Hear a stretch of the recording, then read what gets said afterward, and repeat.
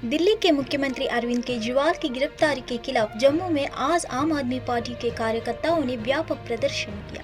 BJP पर हमला बोलते हुए आम आदमी पार्टी के कार्यकर्ताओं ने आरोप लगाया कि जब जब चुनाव आते हैं तब तक मौजूदा केंद्र सरकार एजेंसियों को आगे कर विपक्षी नेताओं को परेशान करती है। पार्टी के कार्यकर्ता जम्मू में बीजेपी दफ्तर के पास जमा हुए, जहां से वह बीजेपी दफ्तर की घेराव करने जा रहे थे, लेकिन वहां मौजूद पुलिस के जवानों ने आम आदमी पार्टी के कार्यकर्ताओं को बीजेपी दफ्तर जाने से रोका। वहीं पुलिस और आम आदमी पार्टी के कार्यकर्ताओं के बीच धक्का मुक्की भी हुई है। महाराष्ट्र कांग्रेस नेता डॉक्टर नितिन कोडवते आज मुंबई में भारतीय जनता पार्टी में शामिल हो गए। महाराष्ट्र के गडचिरोली में कांग्रेस नेता डॉक्टर नितिन कोडवते और उनकी पत्नी चंदा कोडवते ने पार्टी छोड़ दी है। दोनों आज बीजेपी ज्वाइन कर रहे हैं। नक्सल प्रभावित गडचिरोली में नितिन कोडवते जाना माना नाम है। उन्होंने 2019 विधानसभा चुनाव में कांग्रेस के टिकट पर चुनाव लड़ा था। अभी थोड़ी देर बाद बीजेपी दफ्तर में बीजेपी महाराष्ट्र अध्यक्ष चंद्रशेखर बावनकुले के हाथों पार्टी में स्वागत कराया जाएगा। आम आदमी पार्टी के नेता और दिल्ली के मंत्री गोपाल राय ने दावा किया है कि दिल्ली के मुख्यमंत्री अरविंद केजरीवाल के परिवार को घर में नजरबंद किया गया है। आप नेता गोपाल राय ने आरोप लगाया कि उन्हें अरविंद केजरीवाल के परिवार से मिलने नहीं दिया गया है। केजरीवाल के आवास पर पहुंचे दिल्ली के मंत्री ने संवाददाताओं से कहा कि मैं यहां उनके परिवार से मिलने आया हूं, लेकिन उन्हें घर में नजरबंद कर दिया गया है। किस कानून के तहत मुझे उनके परिवार से मिलने से रोका जा रहा है? अरविंद केजरीवाल ने लगातार दिल्ली की जनता के लिए काम किया है। दिल्ली आबकारी नीति 2021 से लेकर 22 में कथित अनियमितताओं से जुड़े धनशोधन मामले में दिल्ली के मुख्यमंत्री अरविंद केजरीवाल को हिरासत में लेने के लिए प्रवर्तन निदेशालय द्वारा उन्हें शुक्रवार को विशेष पीएमएलए अदालत में पेश किया जाने की संभावना है। अरविंद केजरीवाल की ईडी गिरफ्तारी पर आप नेता और दिल्ली के मंत्री गोपाल राय सीएम अरविंद केजरीवाल के परिवार से मिलने पहुंचे। सीएम आवास पर उन्हें पुलिस अधिकारियों ने रोका, जिस पर उन्होंने कहा कि वह परिवार के सदस्यों से मिलने के लिए वहां थे, लेकिन उन्हें घर में नजरबंद कर दिया गया है। मैं यहां उनके परिवार से मिलने आया हूं, लेकिन उन्हें घर में नजरबंद कर दिया गया है। किस कानून के तहत मुझे उनके परिवार से मिलने से रोका जा रहा है करके पूछे है।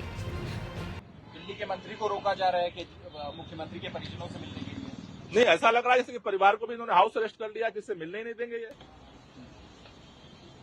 और ऐसी ही तस्वीर बाकी जगह दिल्ली के अलग अलग इलाकों में भी देखी गई। मुझे लगता है कि इन्होंने सचमुच में जो है जिस तरह से व्यवहार किया जा रहा है, इस देश में तानाशाही इन्होंने घोषित कर दिया है। मुझे अभी अभी खबर मिली है कि पार्टी कार्यालय को भी चारों तरफ से सील कर दिया गया है और यहाँ पर मैं उनके परिवार से मिलने के लिए आया हूं। परिवार को भी हाउस अरेस्ट कर लिया गया है, किसी को भी आने जाने नहीं दिया जा रहा है। अगर उनके परिवार की हालत क्या है कल रात से, किसी को नहीं पता है। क्या किसी तरीके के खतरे का भी अंदेशा जता रहे हैं? नहीं, पहले संपर्क तो हो। सर, आप काफी देर से खड़े हैं, क्या जवाब मिलता है, क्या कह रहे हैं? 21 मार्च को उत्पाद शुल्क नीति मामले में ईडी द्वारा दिल्ली के मुख्यमंत्री अरविंद केजरीवाल की गिरफ्तारी के बाद कांग्रेस नेता केसी वेणुगोपाल ने अपनी राय साझा की। उन्होंने अपनी तानाशाही गतिविधि और प्रतिशोध की राजनीति के लिए बसपा की आलोचना की। एएनआई से बात करते हुए उन्होंने कहा, यह केवल विपक्षी दलों के खिलाफ राजनीतिक प्रतिशोध लेने के लिए हो रहा है। ईडी सरकार का हथियार बन गया है।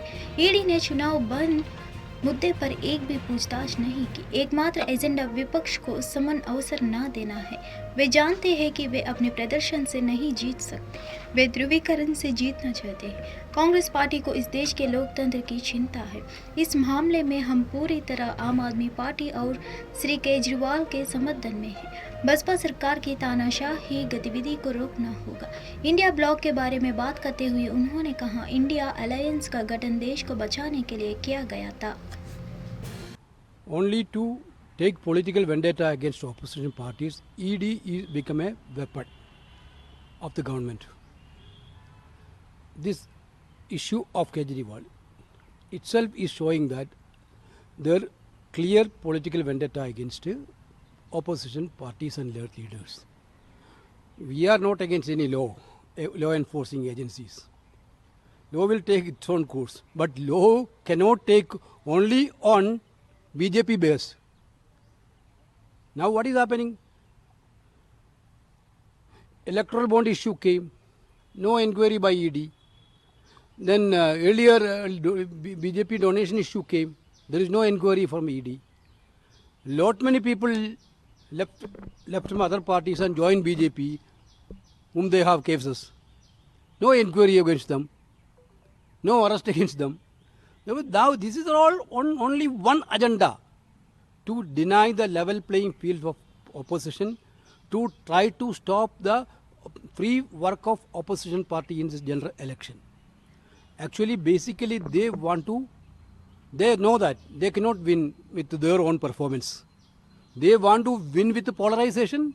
They want to win with this type of intimidation against the leaders of opposition, vendetta politics against the opposition. That is why they are totally misusing the agencies.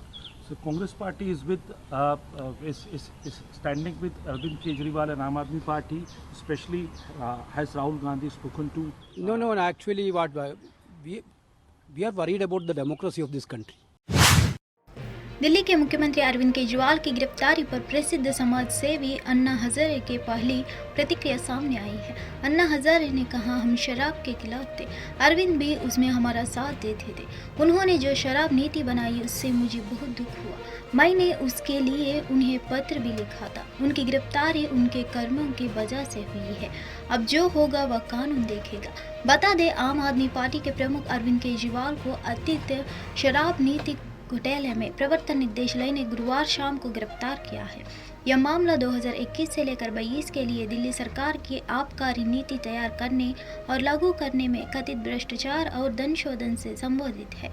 इस नीति को बाद में रद्द कर दिया गया था। मामले में आप नेताओं मनीष सिसोदिया और संजय सिंह न्यायिक हिरासत में है। भूटान के लोगों ने 2 दिवसीय राजकीय यात्रा पर अपने देश पहुंचाने पर पीएम मोदी का गर्मजोशी से स्वागत किया। पारो के होटल पहुंचने पर भारतीय प्रधानमंत्री का पारंपरिक स्वागत किया गया है। इससे पहले प्रधानमंत्री नरेंद्र मोदी 22 मार्च को भूटान पहुंचे थे। भूटान के प्रधानमंत्री शेरिंग टोब्गे के पीएम मोदी का स्वागत किया। पारो अंतर्राष्ट्रीय हवाई अड्डे पर उन्हें गार्ड ऑफ ऑनर दिया गया। पीएम मोदी भूटान के राजा महामहिम जिग्मे खेसर नामक ग्याल वांगचुक से मुलाकात करेंगे।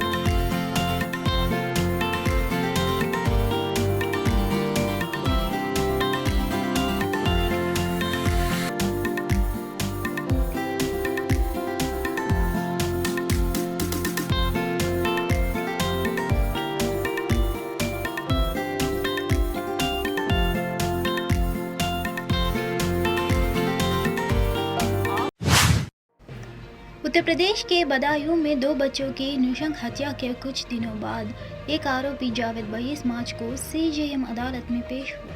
इससे शामिल 2 अपराधियों में से उत्तर प्रदेश पुलिस ने अपराध के तुरंत बाद उनमें से एक को गोली मार दी।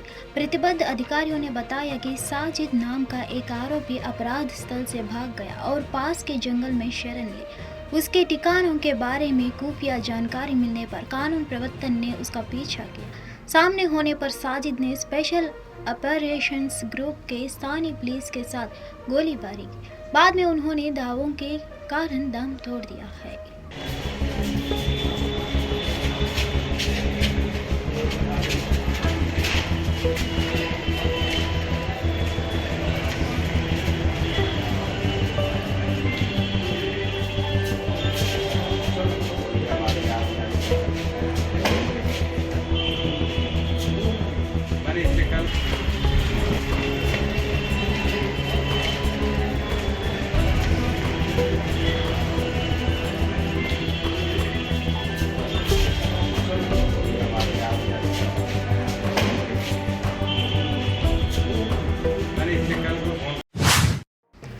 22 मार्च को दिल्ली के ITO में उत्पाद शुल्क नीति मामले में दिल्ली के मुख्यमंत्री और पार्टी के राष्ट्रीय संयोजक अरविंद केजरीवाल की गिरफ्तारी के खिलाफ प्रदर्शन कर रहे आम आदमी पार्टी के कार्यकर्ताओं को पुलिस ने हिरासत में ले लिया है। ईडी ने आप सुप्रीमो पर बार बार समन जारी किया था।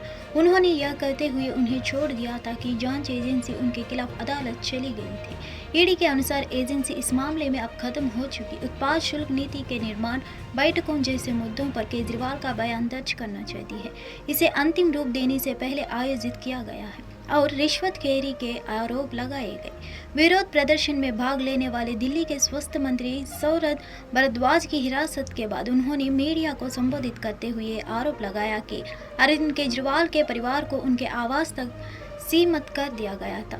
सौरभ भारद्वाज ने इस बात पर जोर दिया कि आप सुप्रीम कोर्ट का रुख करेगी और मुख्यमंत्री को अपने कानूनी सलाहकारों और रिश्तेदारों से मिलने की इजाज़त देने का अनुरोध करेगी। अपना सरकारी कार्य करने के लिए केजरीवाल के परिवार को नज़रबंद कर दिया गया है, सौरभ भारद्वाज ने कहा है।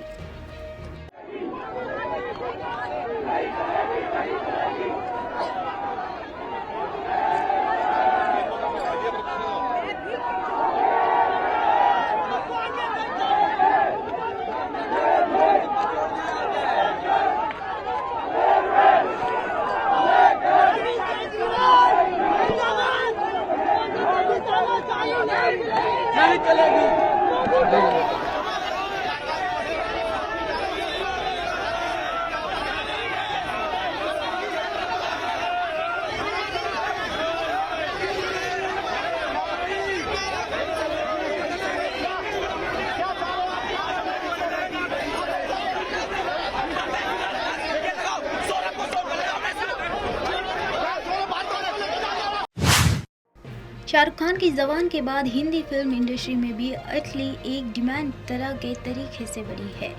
सलमान खान समेत तमाम बड़े स्टार्स के उनका नाम जुड़ता रहता है। हाल ही में उन्होंने जवान पर बात की। दरअसल वो बीते फरवरी में ABP के एक इवेंट में शरीक हुए थे। वहां से एक वीडियो रिलीज किया गया है। अटली ने पूछा गया कि जवान के सीक्वल का क्या सीन है, क्या वो फिल्म बन रही है। इस पर उनका कहना था, अभी उसे लेकर कुछ तय नहीं है, मैं कुछ लिखूंगा, आप सभी को हैरान करूंगा। हर फिल्म के सीक्वल बनने का चांस होता है, लेकिन अपनी ऑडियंस को अलग कंटेंट से सरप्राइज करता हूँ। मैं इस पर कुछ करने की कोशिश करूंगा, बाकी देखते हैं। बिल्कुल, जब मेरे पास जवान से बेहतर सब्जेक्ट होगा तब मैं उनके पास जाऊंगा, उन्हें कहानी सुनाऊंगा।